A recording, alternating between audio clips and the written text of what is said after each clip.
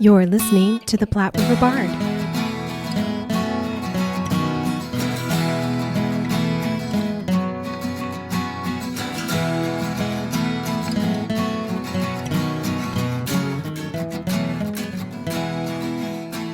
Into the Woods is a quest musical from 1987 based on a book written by James Lapine and also directed by James Lapine, with music and lyrics composed by Stephen Sondheim.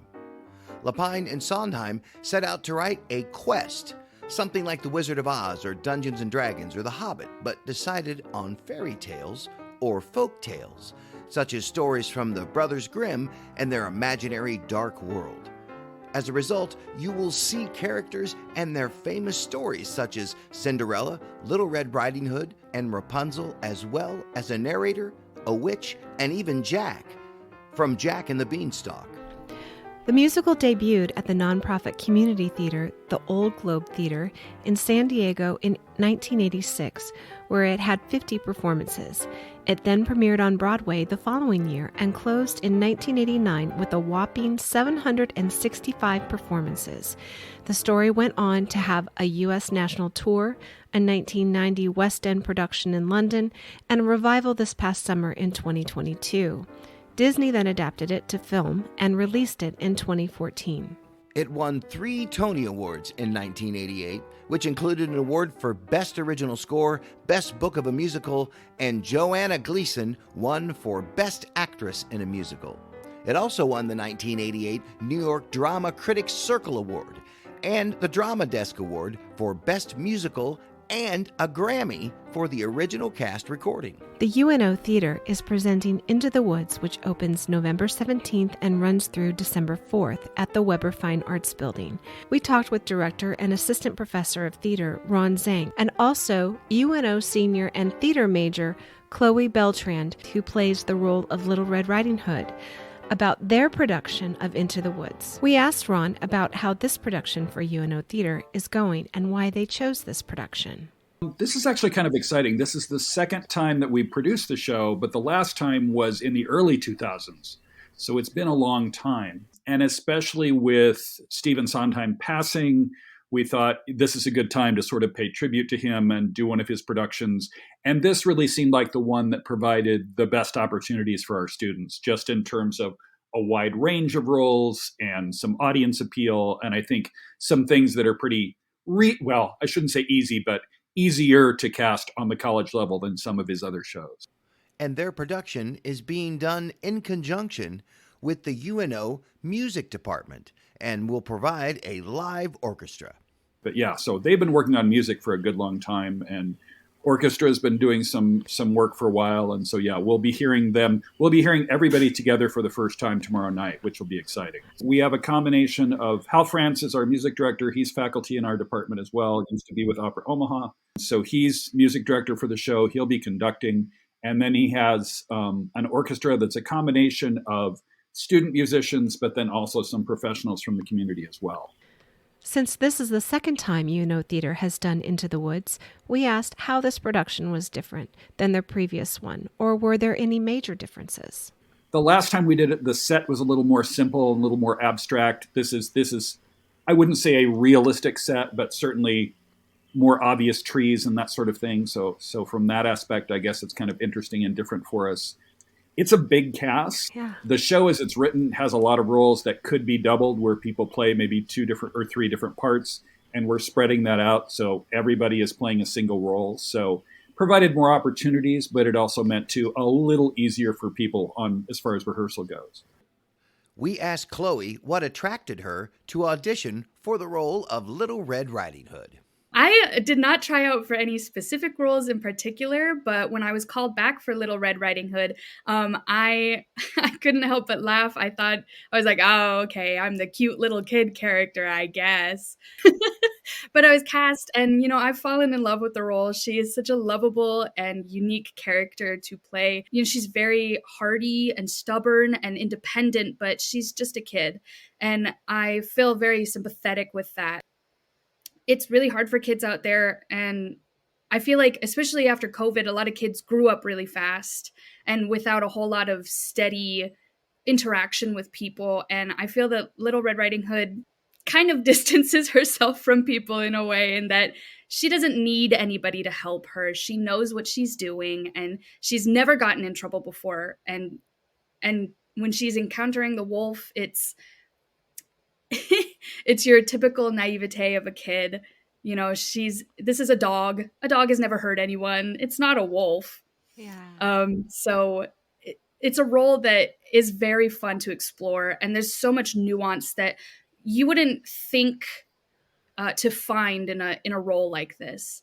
But I've really enjoyed finding all of the little, quirks about her, all of the things that she does, especially, in her like one song that she has where she's, explaining to the audience, like, I I have forcibly learned things from this experience that has happened to me, and I can never be the same little kid again. I have to move forward with this newfound knowledge. And I think there's just a lot of information that can be gained from this character. She's not the main character by any means, but she has a lot to learn and a lot to show the audience. And for those who have never seen the play but may have read the book or seen the movie, we asked how this stage version compares. I think one thing is that they did a really good job of, because originally when they first started writing, the thought was to do an original fairy tale, and they started writing that, and they said, that's kind of dumb because there's so many out there. So then they decided to go with these more traditional stories, as far as Cinderella and Jack and the Beanstalk and Little Red Riding Hood, and then combine them and intersect them. And that for me is part of what's really exciting about it, is making those sort of connections work and those overlaps work. It's also been, as Chloe can attest, one of the challenges of rehearsing it, because there's so many short little scenes and characters are constantly coming in and out. So it's been kind of crazy to keep track of all that and just be aware of, like, oh wait, that's right, you're going off on this side and you come back a page and a half later, so like, where are we going to bring you from? So that's been a bit of a challenge. But yeah, but if you know those familiar fairy tales, even from like the Disney version, you maybe get some things that you wouldn't from maybe the little more sanitized Disney version. It actually goes back to some of the darker origins of some of the stories themselves. The cast was kind of shocked to learn that, like, in the earliest version of Little Red Riding Hood, she meets the wolf and she gets eaten. Yes. And that's it. Yeah. There's no saving. It's just, don't talk to strangers or you'll be eaten. Good night, kids. That's hard for us to wrap our heads around now.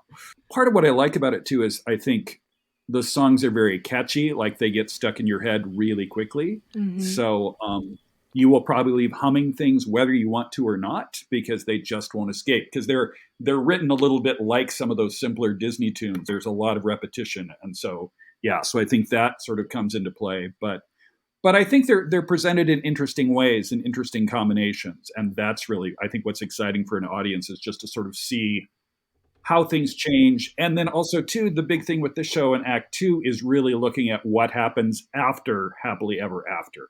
It's fine to say that Cinderella marries her prince, but then what happens after that? How happy are they or not? Right. Because you have, like any relationship, you have expectations going in, and then you've got to deal with the reality afterward. And I had to ask Chloe, what were her favorite songs in this production, since both the show and Sondheim is so beloved?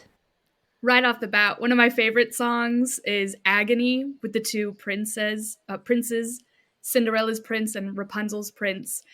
It is such a funny song that just delves into the fact that these two guys just want a really attractive wife. And, it doesn't really matter if she's a little weird. Like, Rapunzel has 25-foot long hair and lives in a tower guarded by a witch. But you know what? She's really pretty. So it's so funny. These characters are so surface level, but the song helps kind of aids the audience in being like, yes, these are men that have surface level wants, but these are their thoughts. These are actually what they're doing.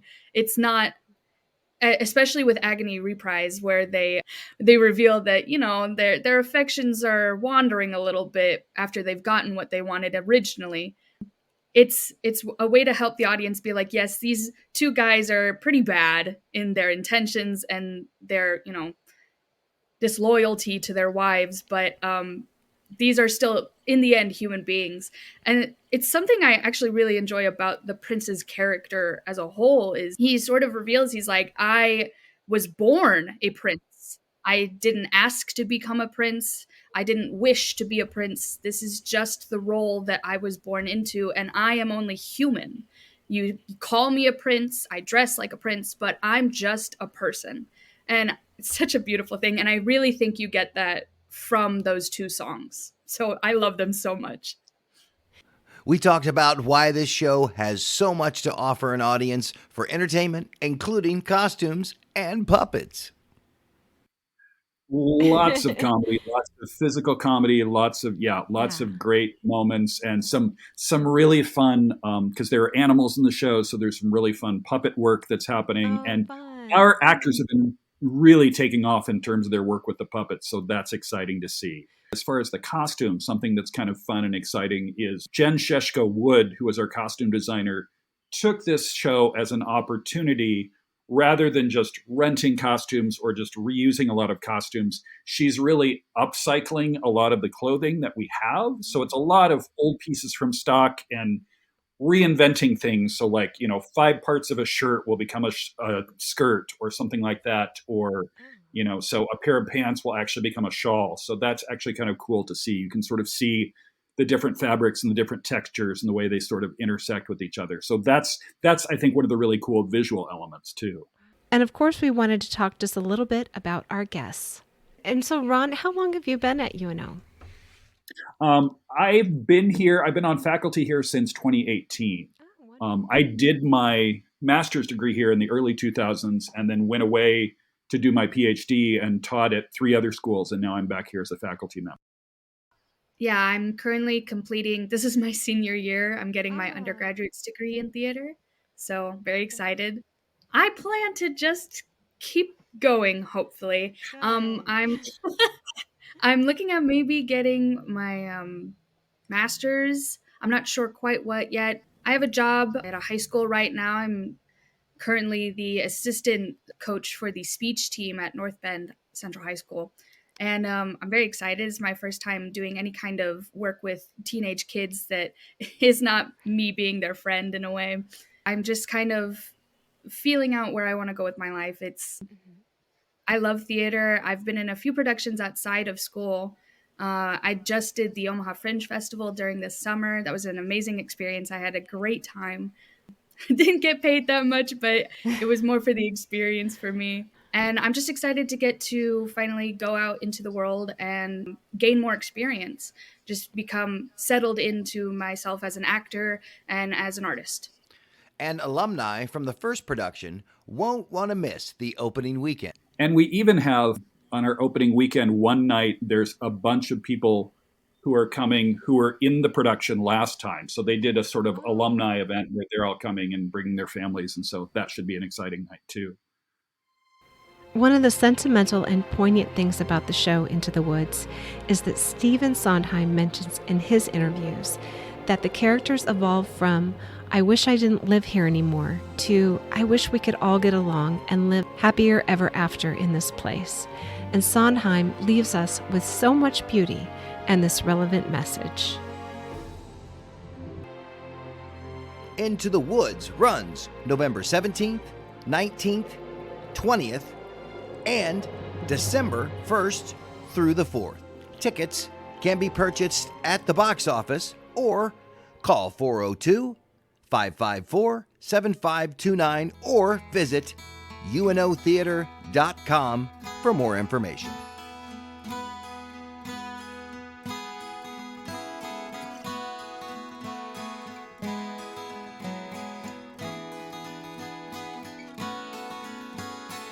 Thank you for listening and supporting the arts in the Platte River area and beyond. Please subscribe to our podcast so you are sure to catch all of our future episodes and join us on social media. We are on Facebook, Instagram, and Twitter. Music for this podcast was used with permission by Screaming Skull Productions.